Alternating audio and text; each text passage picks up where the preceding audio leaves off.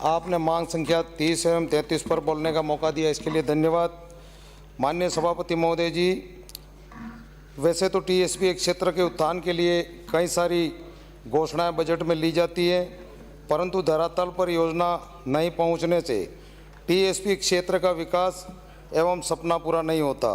वर्ष 2018-19 में उदयपुर संभाग में 20 से 25 हज़ार व्यक्तिगत कूप गहरा करने की स्वीकृतियाँ जारी हुई थी और उसमें नरेगा के तहत उसमें लेबर का भुगतान किया जाना था, लेकिन वर्तमान सरकार के आने के बाद जो नरेगा से भुगतान करना था उसको रोक लिया और किसानों ने अपना काम पूरा कर लिया और किसान आज भी अपने पैसों के लिए भटक रहा है। मेरा माननीय मंत्री महोदय जी से निवेदन है कि जो लेबर जो नरेगा से देनी थी उसको हम जनजाति विकास विभाग से दे करके उसकी एक स्वीकृति जारी करके उन किसानों को अगर भुगतान किया जाता है तो किसान की जो अभी स्थिति खराब हो रही है वो ठीक हो सकती है। माननीय सभापति महोदय जी, टीएसपी क्षेत्र में छात्रावास एवं आवासीय विद्यालयों का संचालन हो रहा है, परंतु उसकी सुपरविजन धरातल पर नहीं होने से वार्डन छात्रावासों में नहीं रुकते, मात्र औपचारिक ही करते हैं।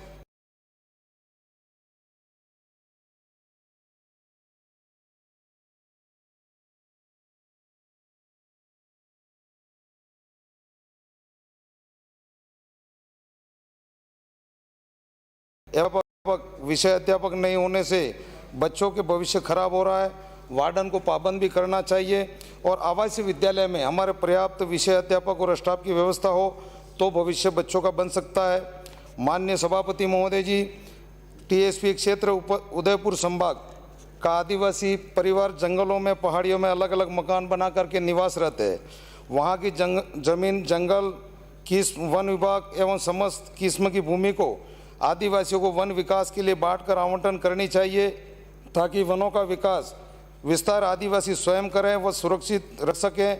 माननीय, मेरा आपके माध्यम से निवेदन है कि उक्त वनों में आयुर्वेदिक में काम आने वाले पेड़ पौधे, वनौषधि आदि लगाए जाए ताकि आदिवासी युवा बेरोजगारों को उसमें रोजगार प्राप्त हो सके।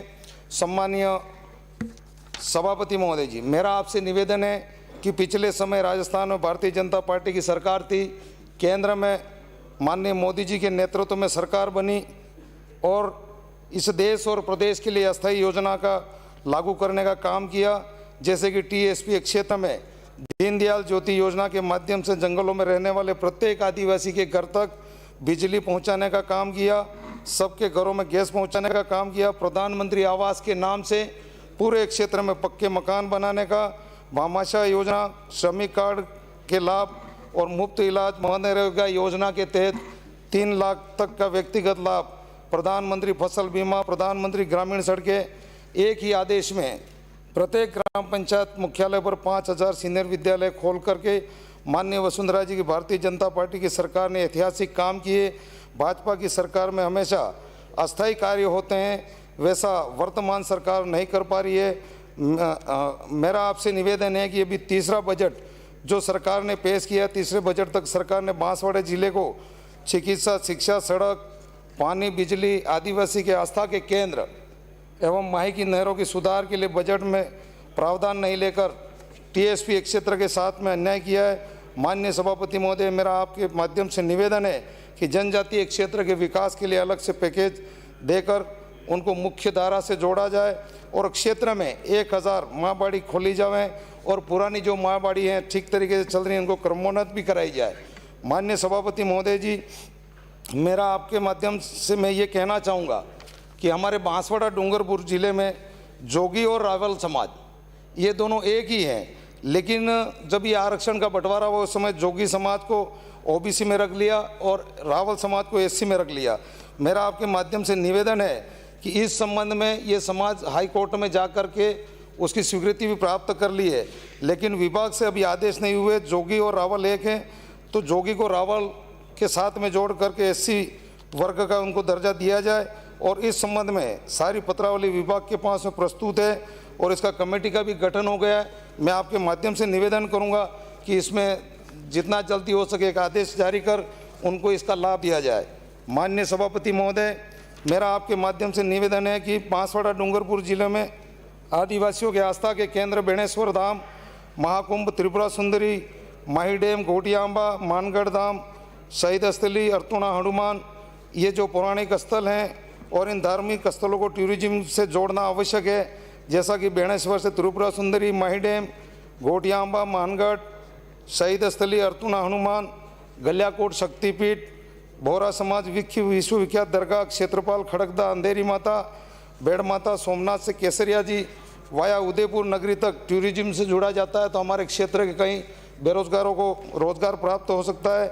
माननीय सभापति महोदय जी, मैं आपके माध्यम से निवेदन करना चाहता हूं कि जनजातीय क्षेत्र के लिए आवास, पशु सेट, मछली पालन, मुर्गी पालन, मधुमक्खी पालन, आधुनिक बागवानी की अपार संभावना है, परंतु इन योजनाओं को धरातल पर सुपरविजन कर नहीं पहुंचाया जा रहा है। इसका लाभ भी इस क्षेत्र को मिलना चाहिए जो नहीं मिल रहा है। माननीय सभापति महोदय जी, आपके माध्यम से अनुरोध करूंगा कि बांसवाड़ा, डूंगरपुर संभाग टीएसपी क्षेत्र में अलग से पैकेज बनाकर समस्त विभागों में भर्ती निकालना आवश्यक है ताकि समस्त वर्ग के बेरोजगारों को रोजगार मिल सके। टीएसपी क्षेत्र के कर्मचारी अधिकारी जो नॉन टीएसपी में कार्यरत है एवं नॉन टीएसपी के कर्मचारी टीएसपी में कार्यरत हैं, इनका स्थानांतरण भाजपा सरकार में हुआ था। मेरा आपके माध्यम से निवेदन है कि इनका स्थानांतरण गृह क्षेत्र में समायोजित किया जाए। माननीय सभापति महोदय जी, मेरा आपसे अनुरोध है कि राजस्थान सरकार के कुल बजट का 13.5% बजट टीएसपी क्षेत्र को मिलना चाहिए, परंतु सरकार ऐसा नहीं कर रही है। जनजातीय क्षेत्र के साथ में ये अन्याय है। यह राशि राज्य सरकार टीएसपी क्षेत्र को नियमानुसार आवंटित करती है तो मैं समझता हूँ कि टीएसपी क्षेत्र के समस्त वर्ग के लोगों का विकास हो सकता है।